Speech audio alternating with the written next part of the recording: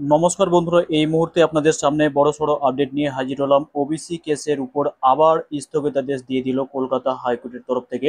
আপনারা জানেন যে রাজ্য সরকার ওবিসিদের জন্য নতুন তালিকা প্রকাশিত করেছিল, আর সেই নতুন তালিকাতে অনেকগুলি নতুন কাস্টকে কিন্তু অ্যাড করা হয়েছিল।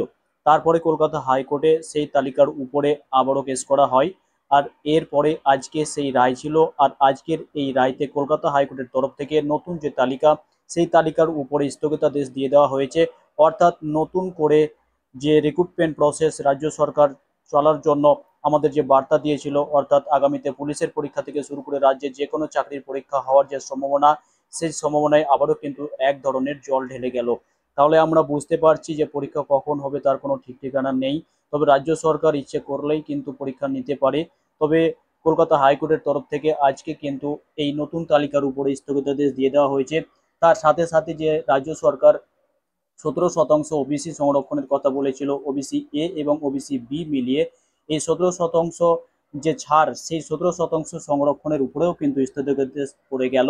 আর এরপরে যে আগের নিয়ম অনুযায়ী 7% সংরক্ষণ, সেই সংরক্ষণের নিয়ম মেনেই কিন্তু রাজ্য চাইলে পরীক্ষা নিতে পারে।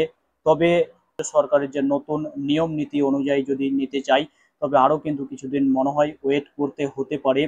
এই 17% সংরক্ষণ এবং নতুন তালিকা অনুযায়ী পরীক্ষা নিতে হলে আবারও কিন্তু কলকাতা হাইকোর্টের নির্দেশ মেনে জুলাই মাসের দ্বিতীয় সপ্তাহ পর্যন্ত অপেক্ষা করতে হবে। জুলাই মাসের দ্বিতীয় সপ্তাহে এই রায়ের আবারও কিন্তু শুনানি রয়েছে। তাই আমাদেরকে নজর রাখতে হবে এই রায়ে কি আপডেট আসে। তাই চ্যানেলটাকে অবশ্যই সাবস্ক্রাইব করে রাখুন নতুন আপডেট পাওয়ার জন্য।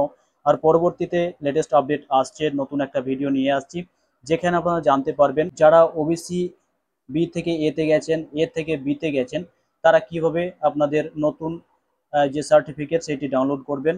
সব প্রসেস সেই ভিডিওতে দেখিয়ে দেওয়া হবে। তাই চ্যানেলটাকে অবশ্যই সাবস্ক্রাইব করে নিন। ধন্যবাদ।